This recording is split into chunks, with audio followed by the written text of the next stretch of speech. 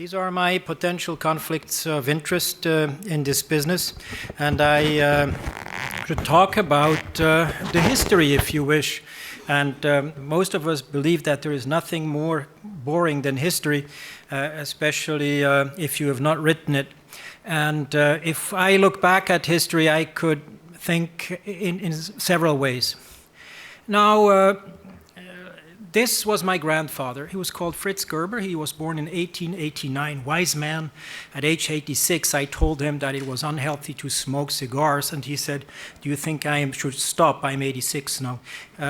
He was born in a phase where he was entitled to have serious shoulder problems at around 60 years, so in 1950s. My grandfather, he had three options. He could either take aspirin. He could not select between 12 drugs. He could take aspirin, have pain and not move, or he could have had accepted resection arthroplasty with about such a result as you see here, or he could have had a fusion, which at that time was not done very, very well, but it would have been a possibility. So that was my grandfather. Now, this is my father. He was born in 1916. He was a wonderful person.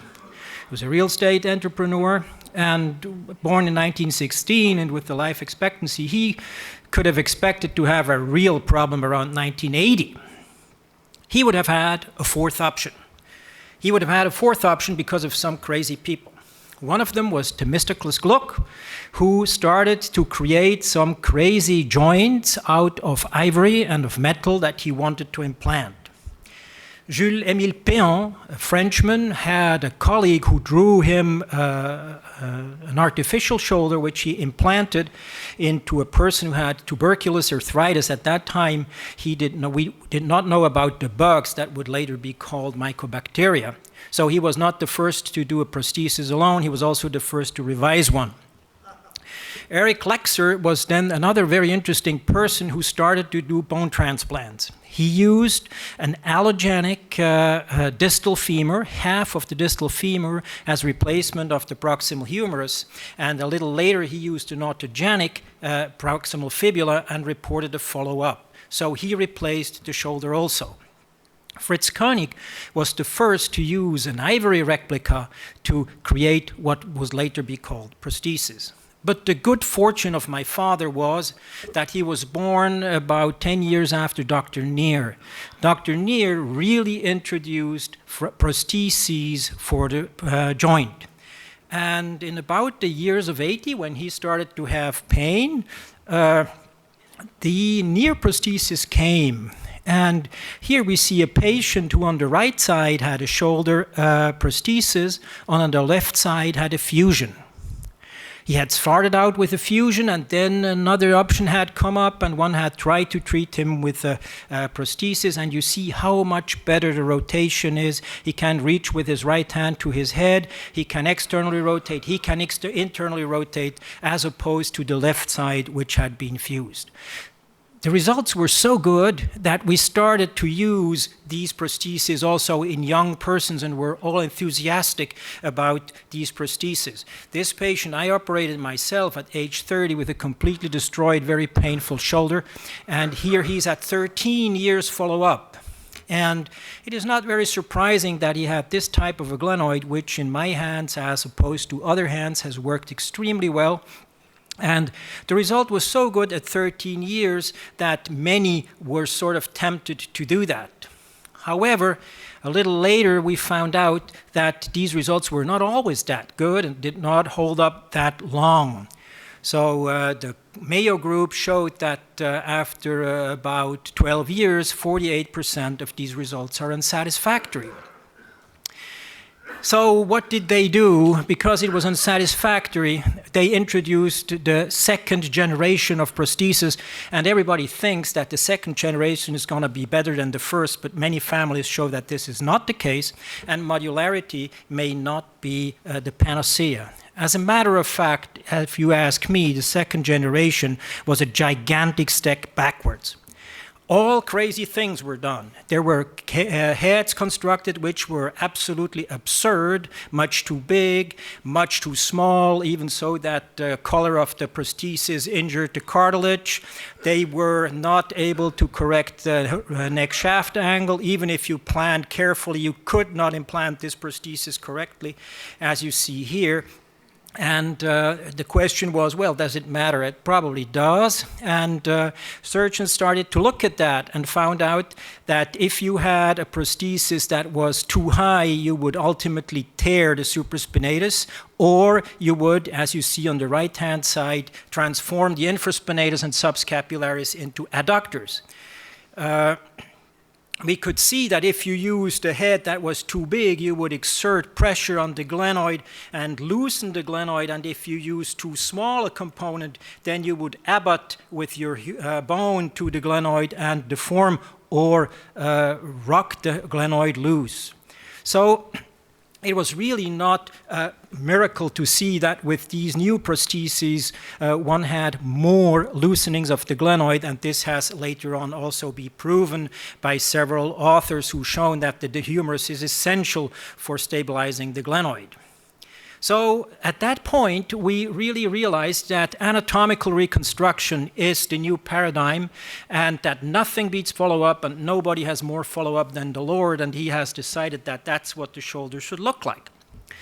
Well, I must say that very many have then contributed to the third generation, which was a gigantic step forward, I guess, but it is certainly Gilles Walch and Pascal Boileau who have really pioneered and pressured the anatomical reconstruction with their anatomical studies, which were then transformed into a product that was also to work well.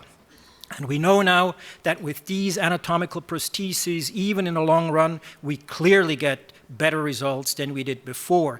This is a patient reconstructed with a total shoulder replacement who is 11 years after surgery, and 11 years after surgery he is still perfect, and his glenoid component does not show any signs of lucency. So we knew also that we had a problem with the glenoid, but we could determine that probably pegged glenoids with a curved surface were better, and Walch and his colleagues showed that if the mismatch was correct, we had much better potential for very, very good and long-lasting results. So then I was born in 1952. I'm an orthopedic surgeon, and I'm entitled to serious shoulder problems around now until 30, and I have started exploiting this option. I have a few really good new options, but I have also a problem. Actually, we are currently confronted with a lot of very poor surgery. We have good implants, but everybody wants to do the surgeries. Everybody thinks he can do the surgeries. Although there are good prostheses around, they select on the left a prosthesis that is much too small, or they select a head which is much too big. And if we look at the data, it is such that even the mortality of certain surgeons who do very low volumes is very significantly higher than for those who really know how to do this procedure.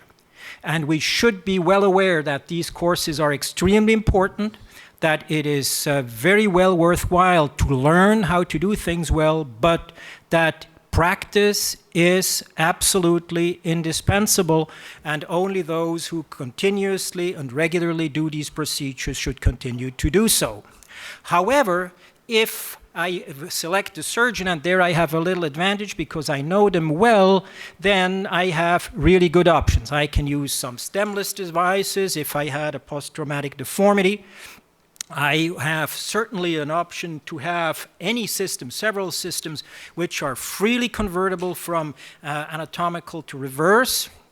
And I have the big benefit that surgeons have understood that the fracture system and the fracture systems and the fracture problems are different from the problems that were addressed with the conventional arthroplasties. Now, some of us believe that high-volume metaphyseal prostheses are preferable. Others believe that it is small volume. I think the jury is not out. I think that if I, at my age, would get a fracture that needs a prosthesis, I would definitely get a high-volume metaphyseal prosthesis, but others in this room would disagree. However, I think there is something has happened in our minds which is absolutely fantastic for me. John Insull decided that he could do better than nature. He didn't need the posterior cruciate anymore. He replaced it with a prosthetic. This is like the Chinese guys who created a flap in which the blood ran against the direction of the venous flow, against the valves, and it worked. It is like when we could show that with a reconstruction of the glenoid, we can increase the stability of the shoulder above normal. So it was necessary to believe that we can do better than nature in certain situations. And Neer had already tried to think of that with a reverse design. Then there were many others, Reeves, Kulbel, all of them have tried, all of them have failed with all their designs, which had a reverse system with the center of rotation close to the center of the rotation of a normal shoulder. Bichel de Papas tried. And then Paul Gramont came, and Gramont completely changed shoulder surgery. This was a paradigm shift with a prosthesis in a reverse design which replaces not so much the cartilage, but replaces the rotator cuff. And his first prosthesis and then his second prosthesis really revolutionized our activity. Actually, our activity, I mean the activity of all of us. Very young, in 1995, I started to do reverse total shoulder replacements, and very soon we saw that patients like this, relatively young patients, 55 years old, had no real option. The hemis did not work, the bipolars did not work, so we tried reverses, and you see this patient here at 3 months and at 1 year, and from that moment on, the start was given. We could show that the hemis are much, much inferior to the massive rotator cuff tears compared with their reverse total shoulders, and we could already show that with the French group at 5-year follow-up in 2001. So actually, this prosthesis has helped us to solve incredibly difficult problems, like the seriously health-impairing trauma cases. This is a tribute to Steve Snyder and Pascal Boileau, who can never work without acronyms. And short, this means this is the shit shoulder that you cannot treat with anything else than with a reverse prosthesis. But here, this person has had benefit of the revolution and has created a result which was impossible before the reverse prosthesis. Here he's 5 years out. Actually, the destruction of the cuff on the bony cuff was the next problem. And here you see a 61-year-old person. She is not angry, she is just Swiss and has a very, very, very, very good result. So a new era has started. And it is clear, and we believe all now, that convertibility is mandatory because we know that any one of us can have a failure of a fracture prosthesis or of an anatomical prosthesis, which needs to be converted, and we must probably be sure that a further conversion into another system is mandatory. Now, this is Fabienne Gerber. She's born in 1991. This is not my third wife. This is our third child. She's a student in dental medicine, and she is entitled to have serious shoulder problems around 2060, I would say, maybe 70. I hope she will live to that and will do well. If you look at her, you'll probably agree with me that she needs minimally invasive treatment. Now, I'm not sure what will happen in the future, and maybe none of you knows. However, there are a few things that for me are clear. Probably prostheses, and especially reverse prostheses for maybe traumatic and post-traumatic conditions, will prevail. However, I think that with patients with such results, there is no other way that can get to this results. However, if we believe that in the future we will treat pain with plastic and metal I think we have lost the train, and we can only consider prostheses for functional rehabilitation. It has nothing to do with pain. And if you are looking for a new prosthesis, we will treat pain better, then you remind me of this guy here, who is sort of a little bit behind. Well, for the present, we are surgeons, and I think overall the medicine will take over, but I think we can relatively be sure that if we had the choice, who would you like to be? So what have we achieved? Have we gotten better or not? Would you have accepted to have lived when my granddad lived or when my father lived? Would you not rather be my daughter than myself if you had shoulder pain? So I think we have made progress. And we should be very thankful to those who have allowed us to make incredible progress.